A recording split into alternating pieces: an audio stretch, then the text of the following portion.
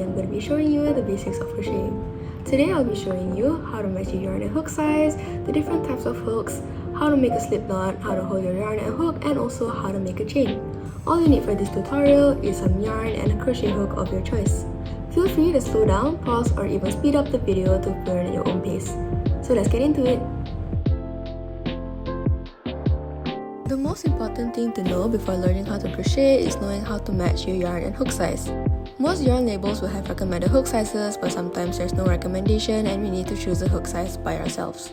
The easiest way to know what hook size you should use is by comparing it with the yarn that you want to use.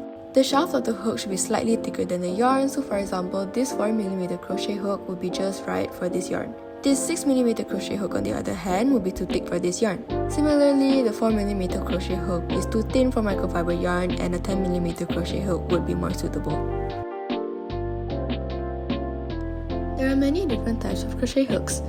The most popular one is this aluminium hook, as it's available in many sizes and is relatively cheap for beginners to buy.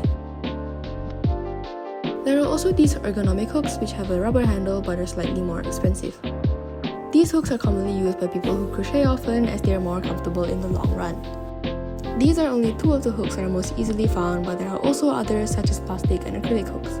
For absolute beginners, I would highly recommend using an aluminium hook paired with cotton yarn, as this combination is the easiest to handle.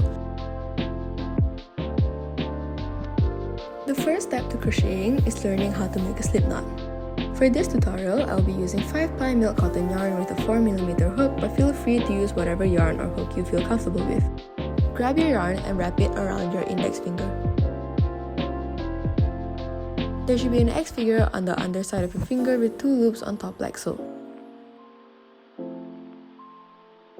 Next, grab the first loop on your finger and bring it over the second loop. Pull the second loop and bring the yarn off your finger entirely to create a slip knot.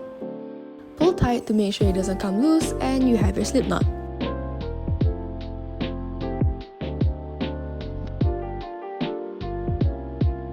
Two of the main ways to hold a crochet hook are like a knife and like a pencil. I find it easier and more comfortable to hold my hook like a knife, but feel free to try out both ways and find out what works for you. With that, we can start to insert our hook into the slip knot we just made. Pull the long end of the yarn to make the loop smaller and fit the crochet hook. The long end of the yarn is called our working yarn. To hold the working yarn, there's no specific way, but I like to wrap my middle finger with the yarn and lay it on top of my index finger.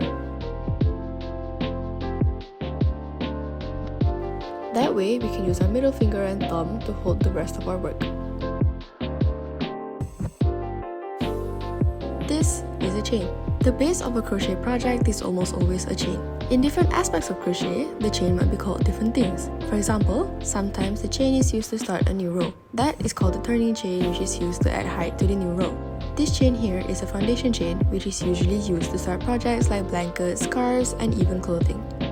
To make a chain, we will need to yarn over. To yarn over is to sweep the crochet hook under the yarn and turn the hook at the same time so it faces down. This will help us pull the yarn through the loop later on. After yarning over, pull the yarn through the loop to make another loop. And there you have it, your first chain. When making crochet projects, repeat this chain as many times as you would like until it reaches the length you want it to be. So again, we will yarn over and pull through. And that's it. That's how to make a crochet chain. Repeat these steps as many times as you would like, or as many times as the pattern calls for until it looks like this. So that's it for my tutorial. Hopefully I helped you learn a thing or two about crocheting. And there are many other stitches that you can learn, but for now these are just some of the basics that you need to start off with before starting to make your own projects. Thanks for watching!